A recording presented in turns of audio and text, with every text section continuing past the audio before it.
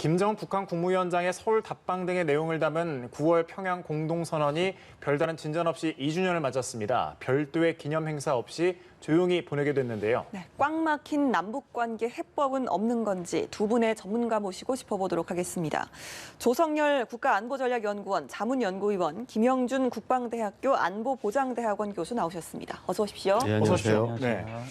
먼저 지난 2년을 짚어볼 텐데요. 2년 전 두 정상의 극적인 역사적 만남까지는 좋았는데 작년 북미 정상회담, 하노이 북미 정상이 결렬되고 나서부터 분위기가 좀 바뀌었습니다. 올 들어서는 또 남북 공동 연락사무소 폭발까지 있었죠. 두 분께서는 지난 2년을 좀 어떻게 평가하십니까? 먼저 말씀해 주시죠. 예, 그 2018년 4.27 첫 정상회담 이후에 남북 관계가 가장 이제 피크에 올랐던 것이 바로 9.19 평양 공동선언 발표가 아닌가 싶습니다. 네. 문재인 대통령께서는 북한의 5.1 노동자 광장에서 북한 주민 15만 명 앞에서 한반도 비핵화에 대한 약속을 했고요.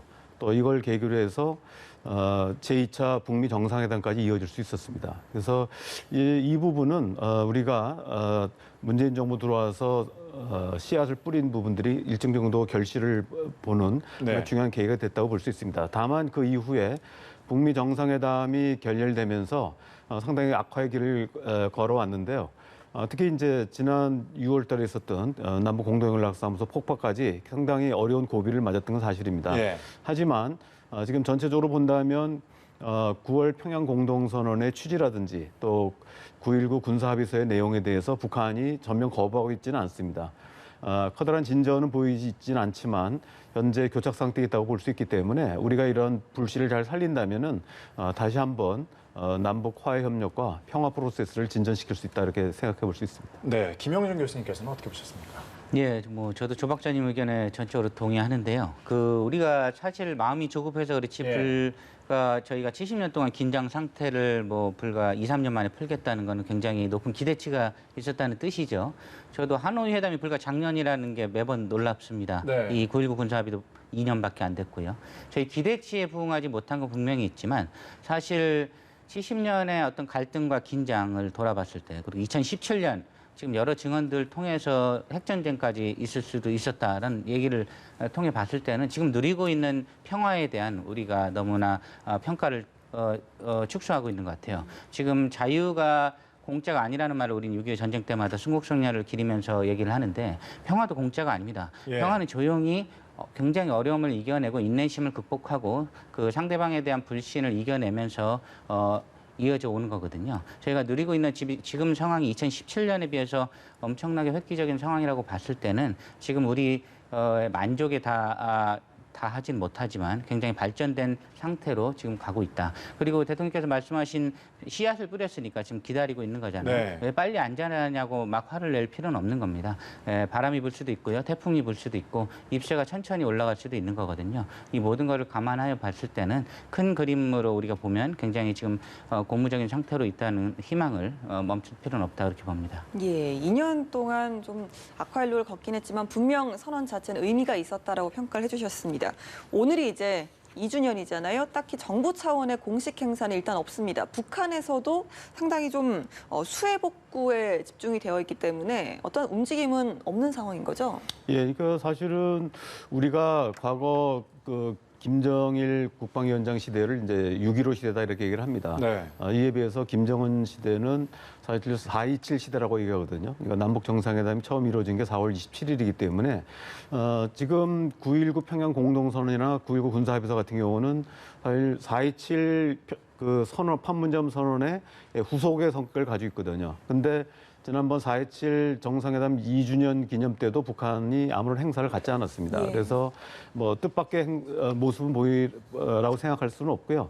예상했던 부분이라고 볼 수 있습니다. 특히 무엇보다도 북한이 이제 코로나 사태라든지 그다음에 이제 수해로 인해서 수해 복구를 그 김정은 위원장이 직접 나서서 하고 있지 않습니까? 그래서 이런 부분을 봤을 때 북한이 의미로도 9.19에 갖는 의미가 4.27보다도 작고 또 하나는 북한이 이제 국내 문제에 좀 매몰 하면서 여기에 이제 충분히 신경을 쓰지 못하고 있다 이렇게 볼 수 있을 것 같습니다. 네, 앞서 두 분께서 진단을 해주셨는데 9.19 합의의 가장 큰 의미, 비핵화 문제를 남북 합의로 이끌어냈다는 점이죠.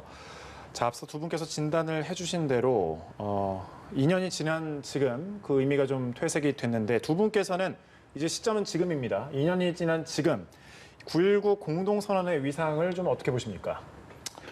저희가 긴 호흡으로 역사를 좀 봐야 될 것 같아요. 네. 지금 사실 우리가 5년 단위로 문제를 보는 게 습성화돼 있습니다. 이 5년 안에 어떤 성과들이 있을지, 다음 대통령 전에 어떤 완료를 할지. 근데 사실 어떤 역사의 흐름으로 봤을 땐 우리가 2000년 6.15 정상회담이 기억이 나고요. 그 이후에 여러 가지 10년 동안 북한의 어떤 도발과 남북관계 어려움이 있었습니다. 지금 불과 2년 지났거든요. 네. 지금 우리의 기대치에 못 미치는 것이지 지금 우리가 2017년 이전 혹은 그 전에 10년 정도에 있었던 위기 상황에 준하는 상태냐.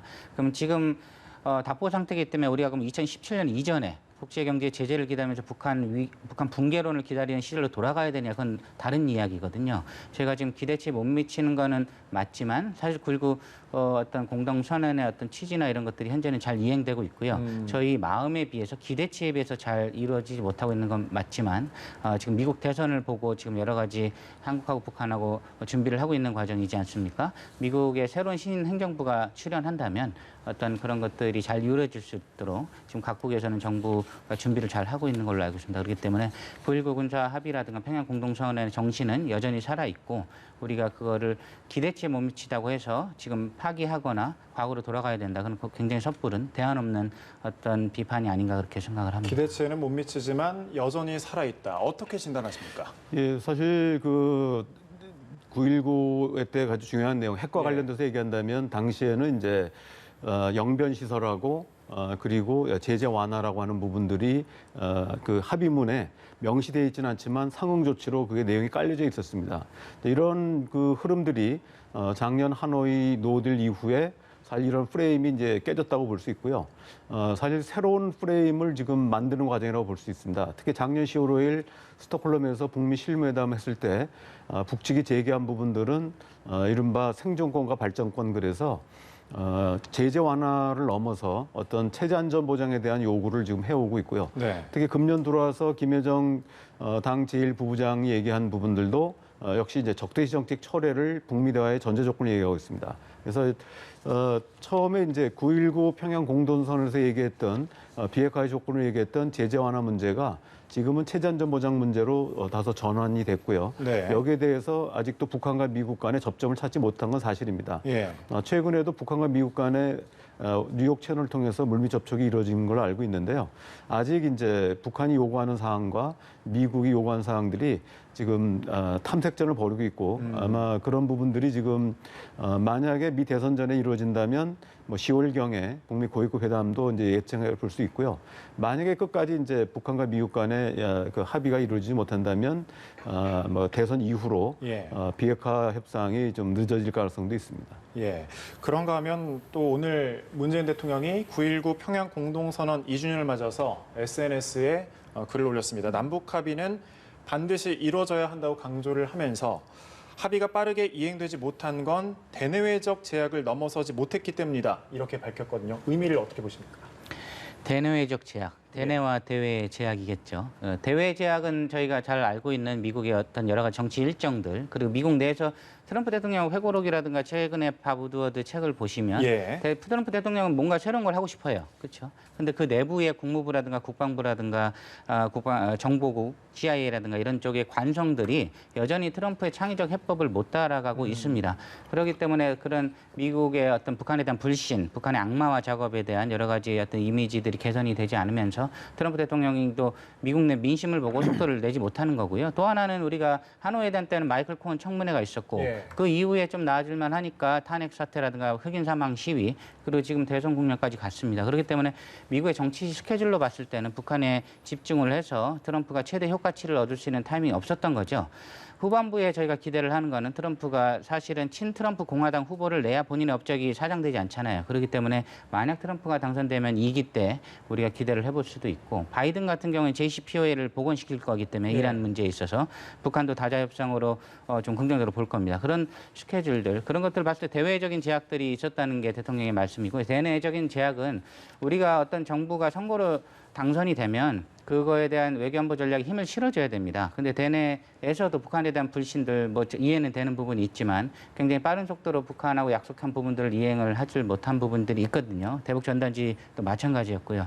그런 것들의 어떤 관성들이 여전히 좀 발목을 잡던 부분들이 있지 않았나. 한번 믿고 5년, 10년 정도 해보고 안 되면 다른 정책으로 돌아서면 됩니다. 그런 것들에 대한 말씀이 아니셨나 저는 그렇게 보고 있습니다. 예, 9.19 평양 공동선언 특히 좀 남북 군사 합의의 실효성 논란이 이어지고 있습니다. 국방부에서는 사실상 이 남북 불가침 합의서다라고 했지만 북한에서 지난해 11월 해안포 사격 훈련도 있었고요. 또 지난 5월이었죠. GP 총격까지 좀 합의에 위배되는 행위를 두 차례나 하지 않았습니까? 여기에서 위원님께서 어떻게 생각하십니까? 예, 그러니까 작년에 김정은 위원장이 참관하에서 이제 창린도에서 해안포 사격이 있었습니다. 이건 명백하게 군사합의서 위반이고요. 이 부분에 대해서 우리 군 당국에서는 이제 그 항의성의 전통문을 보낸 걸로 알고 있습니다. 그리고 금년 5월달에도 북한 측에서 GP 총격 사건이 있었는데 이 부분은 이제 우리 조사에 따르면은 이건 이제 우발적인 측면이 강하다라고 보고 있고요. 그래서 그 부분에 대해서 역시 이제 항의성 전통문을 보냈습니다. 그리고 또 거기에 어느 정도 대응 사격도 있고요. 그래서 이런 부분들을 보면은 한 두 번 정도의 이제 뭐 사건 내지 사고가 있었던 건 사실이지만 이것이 어떤 판을 흔들거나 이런 상황은 아니고요. 그 이외에 전반적으로 이제 그 남북 군사합의서의 많은 항목들이 그대로 지켜지고 있고요. 또 북한이 이제 그 발언이나 또 행동을 보면은 9.19 군사합의서를 깨려고 하는 이런 보다는 자신들이 이제 자기네 어떤 의지를 보여주기 위해서 몇 차례 아까 말씀드렸던 사건 내지 사고가 있었던 건 사실입니다. 네, 그러나 이제 전반적으로는 이제 그 2017년과 같은 군사적 위기 상황이 상당히 진정이 됐고 또 9.19 군사합의서 이후에 지금까지 이렇다 할 큰 충돌이 없이 상황이 안정적 관리되고 있다고 볼 수 있습니다. 그러면서 본다면은 뭐 작은 사고에도 불구하고 전체적으로 군사합의서가 한반도의 어떤 안정에 큰 기여를 하고 있다 이렇게 평가할 수 있을 것 같습니다. 두 번의 위배 행위 자체가 좀 판을 흔들 정도는 아니다. 북한에서 좀 합의를 깨려는 행위는 아니었다라고 평가하셨는데 교수님께서는 따로 첨언을 하시겠습니까? 저희가 어떤 협약을 볼 때 굉장히 많은 다자조약, 양자조약이 있잖아요. 지난 뭐 2차 세계대전 이후 70년 동안 NPT만 하더라도 지금 미국의 나토식 핵공유 우리가 자꾸 얘기를 하지만 NPT 1조하고 4조 위반이라고 주장한 학자들 수천 명이 있습니다. 그런 것들 때문에 NPT를 깨진 않잖아요. 어떤 조약은 100% 완벽해서 지키는 게 아니라 이행하려고 노력하는 과정입니다. IMF 트리티 최근에 이제 미국이 탈퇴를 했잖아요. 새로 중국을 껴들여서 미중러 간의 핵 합의를 하려고 이제 여러 가지를 노력하고 있는 중이죠. 깨지기 전까지도 굉장히 미국과 러시아 간에 서로 비난전이 오갔단 말이죠. 그래도 꽤 오랫동안 지속이 됐던 겁니다. 저희가 군사합의에 이제 두 가지 위반 사항이 있다고 바로 이걸 깨기 위해서 속도전을 내는 것보다는 여러 가지 위반이 있더라도 노력할 때까지는 하는 겁니다. 그러다가 이제 인명피해가 발생하다든가 넘지 못할 레드라인을 넘어설 땐 우리도 참을 수 없는 것이죠. 하지만 이거를 하나, 두 개 깼다고 우리가 바로 깨서 옛날로 돌아가자? 그럼 대안도 없지 않습니까? 사실 경제 제재를 통한 북한의 붕괴만을 기다리던 지난 10년에 대한 반성이 이번 정부의 노력이거든요. 이번 정부가 노력하는 대로 한 5년, 10년 정도는 북한의 어떤 선의의 측면을 좀 믿고 한번 가보는 것도 좋다. 9.19 군사합의 한두 가지 위반이 앞으로도 있을 수도 있습니다. 그렇지만 우리가 그런 것들에 대해서 일희일비하지 말고 긴 그림을 갖고 좀 가는 것도 좀 필요하지 않나 그렇게 보고 있습니다. 알겠습니다. 그런가 하면 또 북한의 무력 도발을 점치는 목소리가 있거든요. 노동당 창건 75주년 열병식 얼마 남지 않았는데 ICBM을 공개한다든지 SLBM을 쏜다든지 이런 움직임이 있다. 뭐 이런 주장까지 나오고 있는데 북한의 추가적인 도발 가능성, 연내 도발 가능성 좀 어떻게 보십니까? 예, 그 사실 올 연초까지만 해도 작년에 이제 당 전원회의를 하고 새로운 전략 무기를 선보이겠다고 했기 때문에 상당한 어떤 도발 가능성을 높게 봤었습니다.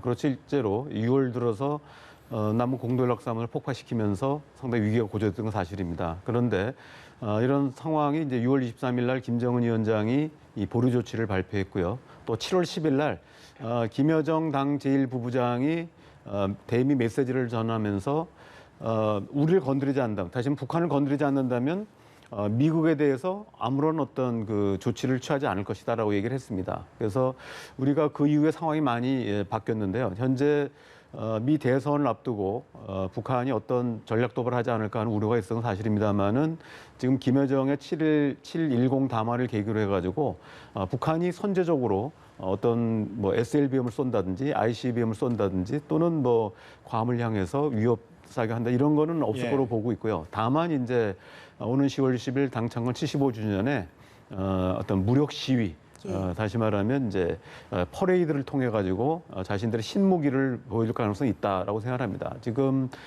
최근에 보면 이제 신안 비행장 근처에 커다란 경락고가 만들어져 가지고 있는데 그 크기로 봤을 때 ICBM급이 아니냐라고 하는데 저도 뭐 그럴 가능성이 있다고 봅니다. 이거는 직접적으로 북한이 ICBM을 쏘거나 뭐 시험 발사를 하거나 이런 거라기보다는 아마 군사 퍼레이드에 자신들의 이제 공개하면서 자신들의 의지를 그리고 이제 미 대선 이후에도 미국을 압박하는 하나 카드로서는 하는데 상황을 깨기 위해서는 실제 도발을 해야 되는데 그런 거는 좀 자제하지 않을까 이런 생각을 합니다.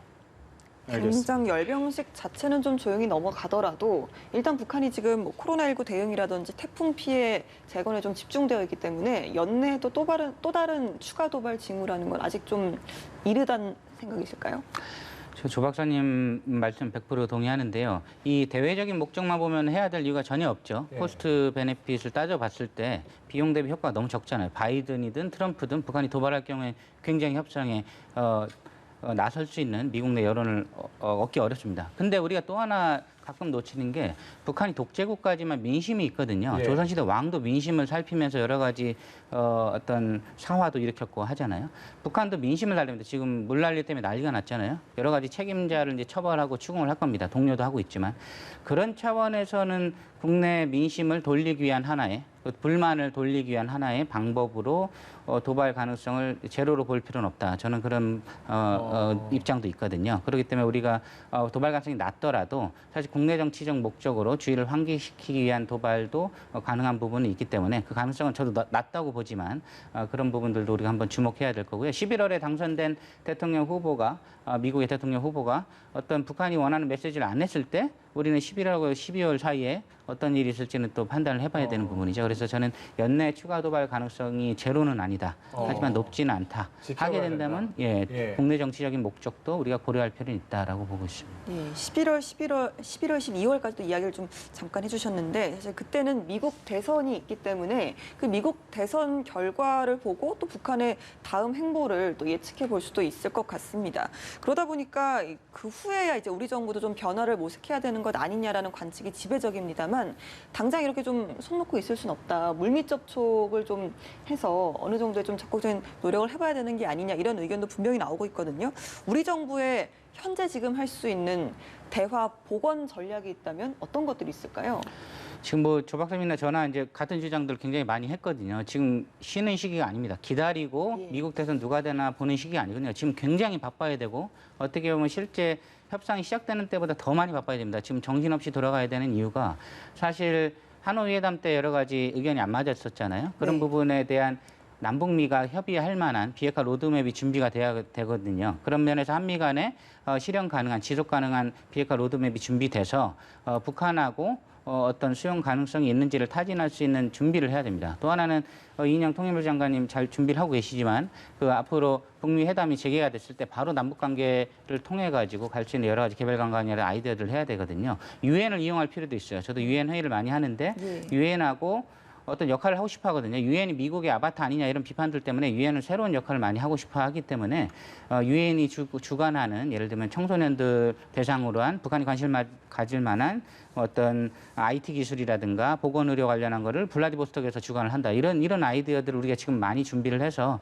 모든 것이 바쁘게 돌아가야 됩니다. 그런 면에서 대화복원 전략에 있어서 지금 굉장히 각 부처들이 바빠야 되고요. 미국 대선만 기다리는 게 아니라 미국의 민주당, 공화당 캠프가 대선 확정이 되면은 우리의 말 기울여지지 않아요. 그 전에 지금 바이든 캠프 같은 경우는 블링컨이라든가 니콜라스 번이라든가 핵심 실세들이 있거든요. 그 사람들하고 어떤 인간적인 관계도 터야 되고 지금 굉장히 바쁘게 우리가 준비를 해야 된다고 저는 보고 있습니다. 네, 생각해봐야 될 부분이 상당히 좀 많은 것 같습니다. 미 대선도 있고 앞으로 북한 문제에 있어서 미국의 입장도 중요할 텐데 그 미국의 대북 정책 흐름에 어떤 좀 변화가 있을까요? 앞으로?